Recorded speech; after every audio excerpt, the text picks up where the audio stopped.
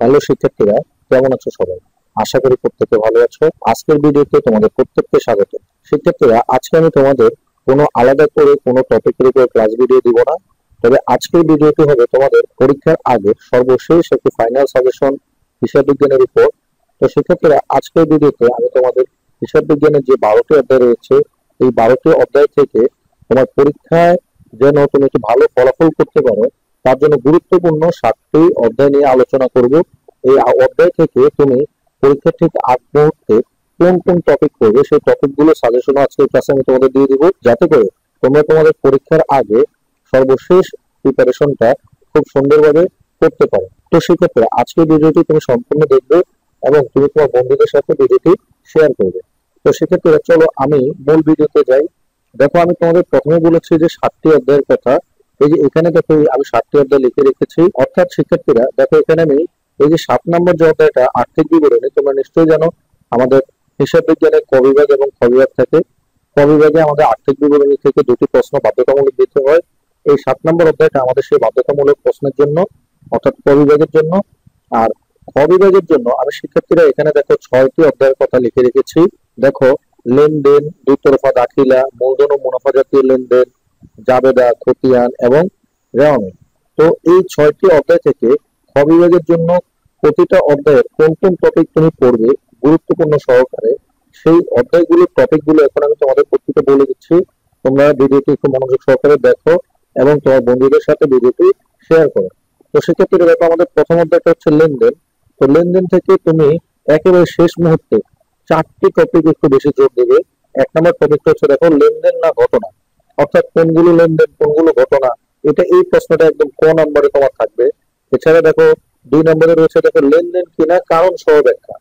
তো তোমাকে কারণ সহ ব্যাখ্যা করতে হবে লেনদেন গুলিকে। তো 3 নম্বরে রয়েছে দেখো, লেনদেনের উপর সমীকরণের প্রভাব। শিক্ষার্থীরা, এই যে প্রভাবটা রয়েছে, এই প্রভাবটা কিন্তু বিভিন্ন নামে তোমার আসতে পারে। এটা তোমাকে বলতে পারে যে বিবরণী ছকে প্রভাব দাও, অথবা টেবুলার ছকে প্রভাব দাও, অথবা প্রমাণ করো যে এ সমান সমান এল প্লাস ওই। তো যেটাই আসুক না কেন, এই প্রভাবটা কিন্তু তোমার থাকবেই পরীক্ষায়।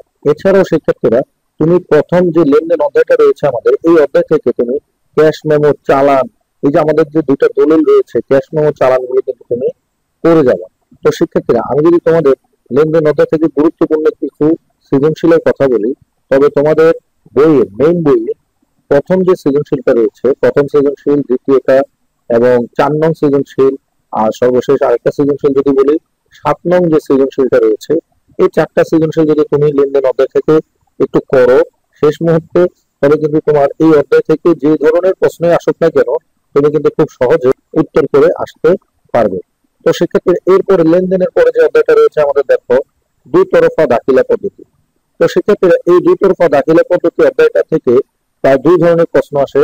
তো শিক্ষার্থীরা দেখো, এখানে আমি 1 নম্বরে লিখেছি দেখো, একতরফা দাখিলা পদ্ধতির প্রশ্ন, যেখানে তোমাকে প্রারম্ভিক মূলধন, সমাপনী মূলধন, লাভ ক্ষতি, একদম সহজ একটা প্রশ্ন। এটা একদম কমন প্রশ্ন। এটা একটা প্রশ্ন তোমার থাকবে সকল বোর্ডের জন্য, এটা অত্যন্ত গুরুত্বপূর্ণ।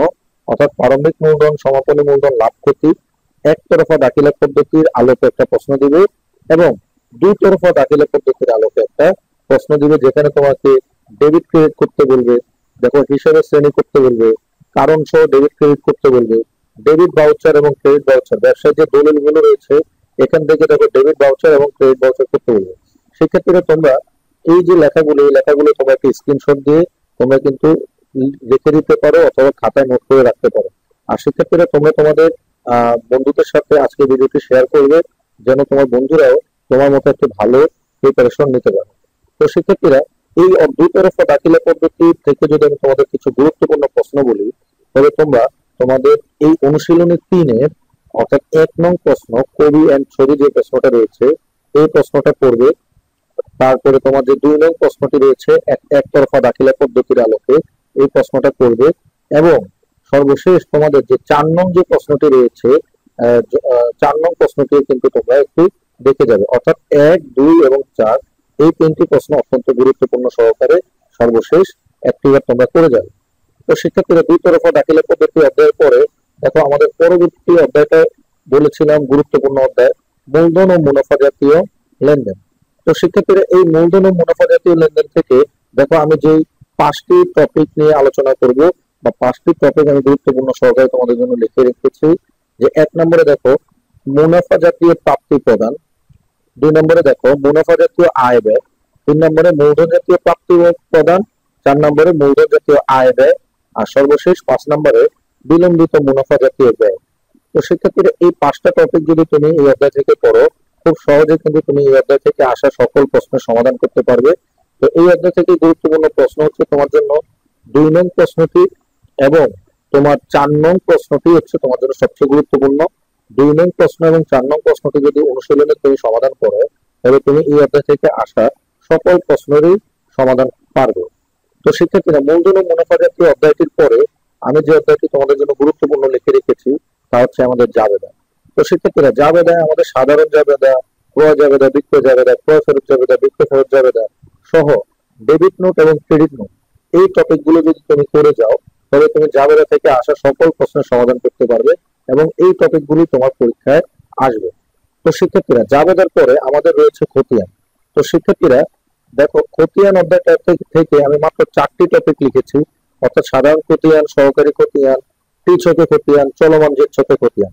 তো শিক্ষার্থীরা, এখানে একটু বলে রাখি, খতিয়ান এবং জাবেদা এই যে দুইটা অধ্যায়, এই দুইটা অধ্যায় হচ্ছে রিলেটেড অধ্যায়, অর্থাৎ খতিয়ান থেকে এবং জাবেদা থেকে এক করে কিন্তু তোমার প্রশ্ন আসতে পারে। সেক্ষেত্রে তোমাকে একটি ক্রয় জাবেদার সাথে হয়তো বলবে সাধারণ খতিয়ান করো অথবা সহকারী খতিয়ান করো, অথবা বিক্রয় জাবেদার সাথে বলতে পারে সাধারণ খতিয়ান করো, সহকারী খতিয়ান করো। তো শিক্ষার্থীরা, খতিয়ান থেকে তুমি সাধারণ খতিয়ান এবং সহকারী খতিয়ান, সেটা টি ছক হোক অথবা চলমান জেড ছক হোক, দুইটা ছকে তুমি একটু দেখে যাবে। তো শিক্ষার্থীরা, খ বিভাগের জন্য এরপরে যে গুরুত্বপূর্ণ অধ্যায়টি রয়েছে, সর্বশেষ অধ্যায়, সেটা হচ্ছে আমাদের রেওয়া মিল। তো রেওয়া মিল থেকে দেখো আমি 6টা টপিক লিখে রেখেছি। 1 নম্বরে লিখেছি যেসব দফা রেওয়া মিলে আসবে না। তারপরে লিখেছি দেখো মূলধন জাতীয় প্রাপ্তি, মুনাফা জাতীয় ব্যয়, চলতি সম্পদ, চলতি দায়, সমন্বিত ক্রয় এবং রেওয়া মিল। তো শিক্ষার্থীরা, ক অংশে তোমার এই যে যেসব দফা রেওয়া মিলে আসবে না, এটা অত্যন্ত গুরুত্বপূর্ণ একটা টপিক। এটা তোমার প্রতিবারই পরীক্ষা আসে, এভাবে তোমার পরীক্ষা দেখবে এটা আসবে। তো এটা যদি না আসে, তবে সেক্ষেত্রে কিন্তু তোমার মূলধন জাতীয় প্রাপ্তির পরিমাণ আসতে পারে, অথবা তোমাকে সমন্বিত ক্রয় করতে বলা হতে পারে। আর এখানে যে দেখো লিখেছি আমি মুনাফা জাতীয় ব্যয় ও চলতি সম্পদ, চলতি দায়। দেখো এই যে মুনাফা জাতীয় ব্যয়, চলতি সম্পদ, চলতি দায়, এই দুইটা থেকে একটা তোমার খ অংশে অথবা গ অংশে আসবে। আর একেবারে একটি রেওয়া মিল, এই যে একটি রেওয়া মিল প্রস্তুত করো, 6 নম্বরে যেটা লিখে রেখেছি রেওয়া মিল, এটা একদম কমন প্রশ্ন, এটা তোমার থাকবেই। তো রেওয়া মিল অধ্যায় থেকে আশা করি এই কটা টপিক যদি তুমি পড়ো, খুব সহজে তুমি রেওয়া মিল অধ্যায় থেকে আসা যে কোনো প্রশ্নের সমাধান কিন্তু করতে পারবে।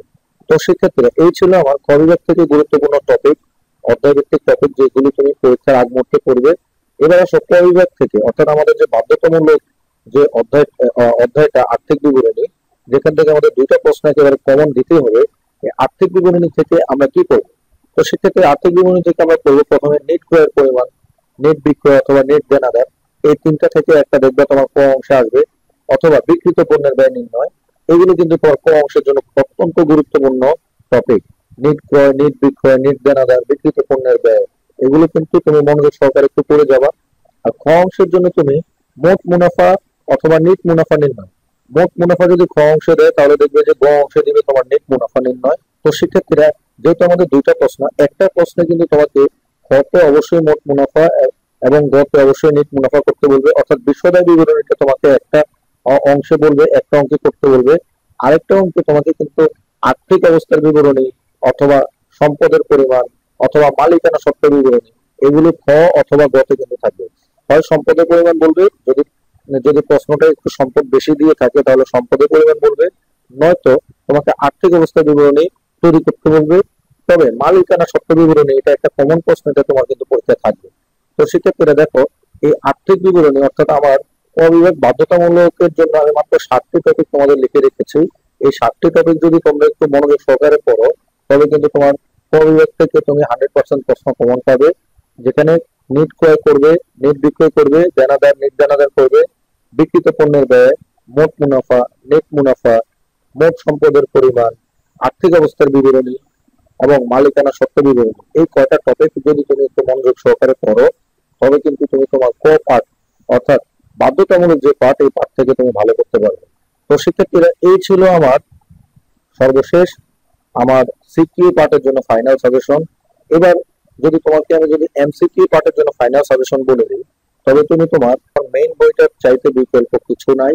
তুমি মেইন বইয়ে যতটুকু পারো রিডিং করো, মেইন বইয়ের যে নৈর্ব্যক্তিক অংশগুলো রয়েছে এই নৈর্ব্যক্তিক অংশগুলো রিডিং করো।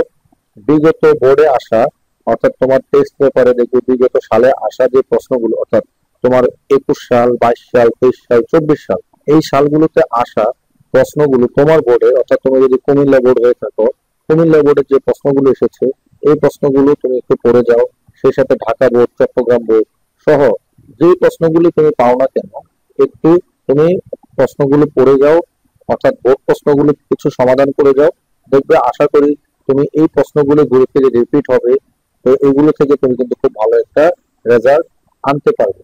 তো শিক্ষার্থীরা, আজকের ভিডিওটি এই পর্যন্ত। সর্বশেষ তোমাদের ভালো একটি রেজাল্ট এর শুভকামনা জানিয়ে আজকের ভিডিওটি এখানে শেষ করছি।